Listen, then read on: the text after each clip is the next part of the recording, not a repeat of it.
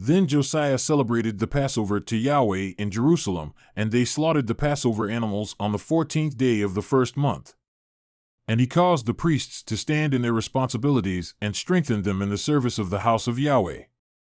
He also said to the Levites who provided understanding to all Israel and who were holy to Yahweh, "Put the holy ark in the house which Solomon the son of David king of Israel built. It will be a burden on your shoulders no longer. Now serve Yahweh your God and his people Israel. So prepare yourselves by your fathers' households in your divisions, according to the writing of David king of Israel and according to the writing of his son Solomon. Moreover, stand in the holy place according to the sections of the fathers' households of your brothers the lay people, and according to the Levites, by division of a father's household.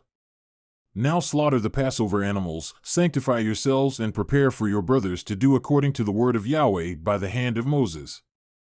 And Josiah contributed to the lay people, to all who were present, flocks of lambs and young goats, all for the Passover offerings, numbering 30,000 plus 3,000 bulls. These were from the king's possessions. His officials also contributed a freewill offering to the people, the priests, and the Levites.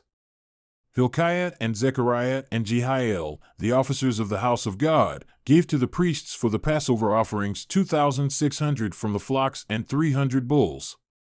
Conaniah also, and Shemaiah and Nethanel, his brothers, and Hashabiah and Jeiel and Jozabad, the officials of the Levites, contributed to the Levites for the Passover offerings 5,000 from the flocks and 500 bulls.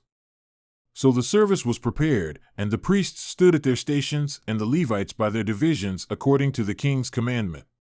And they slaughtered the Passover animals, and while the priests splashed the blood received from their hand, the Levites skinned them.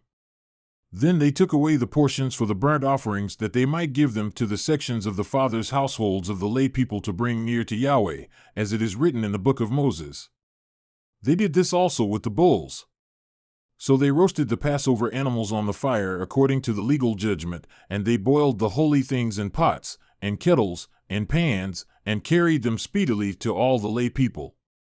Afterwards they prepared for themselves and for the priests, because the priests, the sons of Aaron, were offering the burnt offerings and the fat until night. Therefore the Levites prepared for themselves and for the priests, the sons of Aaron. The singers, the sons of Asaph, were also at their stations according to the commandment of David, Asaph, Heman, and Jeduthun the king's seer, and the gatekeepers at each gate did not have to turn aside from their service, because the Levites their brothers prepared for them. So all the service of Yahweh was prepared on that day to celebrate the Passover, and to offer burnt offerings on the altar of Yahweh according to the commandment of King Josiah. Thus the sons of Israel who were present celebrated the Passover at that time, and the feast of unleavened bread 7 days. And there had not been celebrated a Passover like it in Israel from the days of Samuel the prophet, nor had any of the kings of Israel celebrated such a Passover as Josiah celebrated with the priests, the Levites, all Judah and Israel who were present, and the inhabitants of Jerusalem. In the 18th year of Josiah's reign, this Passover was celebrated. After all this, when Josiah had set the house in order, Necho king of Egypt went up to make war at Carchemish on the Euphrates, and Josiah went out to meet him.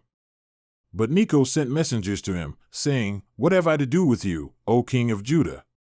I am not coming against you today, but against the house with which I am at war, and God has said for me to hurry. Stop for your own sake from interfering with God, who is with me, so that he will not bring you to ruin." However, Josiah would not turn away from him, but disguised himself in order to make war with him, nor did he listen to the words of Necho from the mouth of God, but came to make war on the plain of Megiddo. Then the archers shot King Josiah, and the king said to his servants, "Take me away, for I am badly wounded."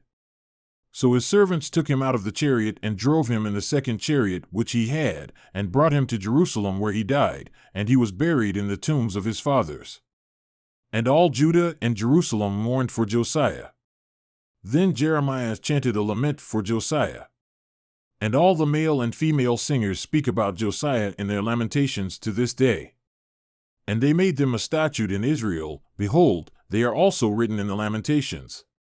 Now the rest of the acts of Josiah and his deeds of lovingkindness according to what was written in the law of Yahweh, and his acts, first to last, behold, they are written in the book of the kings of Israel and Judah.